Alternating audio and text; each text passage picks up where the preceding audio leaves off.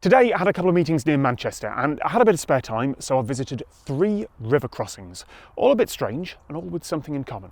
Although I guess technically these are canal crossings, but some of the canal is a diverted river, so I went with river crossings, it sounds better.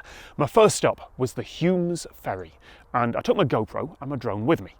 Like all the 3 crossings, the Hulmes Ferry goes over the Manchester Ship Canal. That canal runs for nearly 60 kilometres, starting in the Mersey estuary in the Irish Sea near Liverpool and running through to Manchester. It's more than a century old. The canal is a massive engineering achievement, but it's not like the builders just smashed through anything that was in their way. It was the Industrial Revolution, but still, the Act of Parliament that gave permission for the canal back in 1885 included a lot of requirements to make sure all the landowners along the route were, well, if not happy, at least satisfied. Embankments or channels had to be maintained or built, access had to be provided, fees had to be paid. 300 pages of technical legal details, some of which still apply to this day. Also, you'd think that by now every bit of UK law would be online and freely available, but no, I found most of this in archived Freedom of Information requests on obscure things from years ago. Anyway, one of those legal requirements from 1885 is a ferry, by night and by day, whenever required, to replace a low bridge that they had to knock down. If I'm being honest, there's not really much need to have a ferry like that in the 21st century. You wouldn't start a new ferry service there today. Yes, it was useful in the past, it's an hour's walk to get to the other side, but unless you happen to live really close to one side and work really close to the other, it's not actually much use. For almost every practical purpose, it's quicker to drive. There are regular passengers, so the ferry driver said in an interview a couple of years ago, but not that many. It's mostly walkers and cyclists out for the fun of it. But my travel on it was logged. One more on the count of people who actually use this ferry. And I'll get back to why that happened later. A few kilometres west was my second stop, the Thelwall Ferry. Actually, it might be Thelwall. I didn't meet anyone to ask and there's no official website or information about it, but it's much the same arrangement, although this time with a small charge. 11 pence. Oh, and that boat doesn't have an engine, it's just powered by a hard-working man rowing you across, just as there's been for more than 120 years. Not the same man, obviously, and not the same boat either.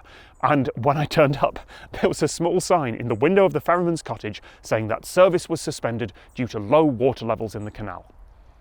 I'll be honest, those water levels looked fine to me, but I'm not the expert. Low water levels aside, the ferry continues because the law says that the company shall work the said ferry whenever required. The company, by the way, is called the Peel Group these days, after a lot of buying and selling and corporate renaming and mergers. They're an enormous property investment firm who own the entire Manchester Ship Canal, along with what seems like every major bit of land and private infrastructure around Manchester. I've reached out to them with interview requests before for other stuff, and they've always turned me down. So this video, I have to rely on secondary sources, newspaper articles and quotes. I don't like doing that, but from the look of some of those articles, it's not just me that they've turned down requests from, which is fair. They're absolutely within their rights to do that.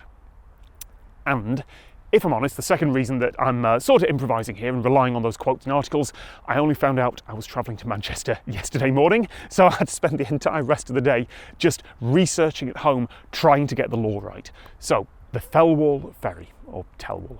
About 600 crossings a year, they say. Some days there's barely anyone, other days a whole walking club might turn up and want to go across at 11 pence each. The third crossing, in between those 2 ferries, is the Warburton Toll Bridge, which is a deeply frustrating bridge for a lot of people because the toll to cross in a car is 12 pence, or 25 pence if you want a day pass, and there is often a queue, cash only, no change given, and it seems almost farcical to have a toll collector and a barrier and sometimes very long queues for 12 pence a time. Except when I got there and I drove up, no charges. But wanting to get the shot, I turned around and went back over and they were charging that way, but no day passes either, just a man with a coin bucket and no change. No daily ticket. That's 20p then, thank you. One of the nice things about improvising this video is that I've seen things as they actually were, not as the PR teams would want them to be. Anyway, this toll, it made sense when the bridge was built. For every carriage drawn or propelled by steam or any means other than animal power, 2 shillings and 6pence. Back then that was worth collecting. Adjusted for inflation, that'd be about £15. But the law did not mention inflation. The company could choose to waive the tolls at any time. They did that during the COVID lockdown last year, and I guess they're doing that one way right now. But if you stop collecting tolls for the long term, it's a lot more difficult to bring them back. And they'd still be required to maintain the bridge. If there's one car in each direction every 30 seconds on average, and looking at that, yeah, there is, Well, that's still about £250,000 of revenue every year. So you'll see people talk about the story of old, quirky British laws that mean you still have these ferries and you still have that toll bridge. Oh, and they must be maintained by law. And isn't it weird what happens in rural Britain? But I don't think the law is the reason that those crossings are still there. Because there are two ways that you could interpret whenever required in those old legal documents. Whenever required could mean whenever anyone asks for it. If someone turns up any hour of any day, the ferry must be there waiting for them. It's a valid interpretation, but that's not how those words have been read through history. And it's not how they're being read now. The Hulmes Ferry only runs for a few hours, 3 or 4 days a week, and never in winter. And it stopped running for a year back in 2010. It took a campaign and local effort to get it reinstated. As for the Thelwall Ferry, it runs most days, but only for a few hours, and apparently not when the water's low. Remember, I said my crossing was logged and counted. Well, you can also interpret whenever required to mean if there is reasonable demand. There's an unofficial website for the Hulmes Ferry, and it says, use it or lose it. Those old laws mention other ferries. They've all gone. I don't know if they were removed through legal process or just forgotten about, because ultimately no one's complaining. And if someone did complain, well, who in government is going to take action about a ferry that almost no one uses? I think these ferries and the 12p toll have stuck around because it would be more effort for the giant corporation to try and stop them. It's a minor thing for a multi-billion-pound company to pay for a couple of ferry boats compared to having to deal with angry locals and bad press. And I think the toll on that bridge has stayed at 12p for so long because increasing it would have required a change in the law. And trying to get that through is way more time-consuming and expensive than just keeping things as they are. In our own lives, we make do with a lot of small, bothersome things and irritations because it's less work than trying to fix them.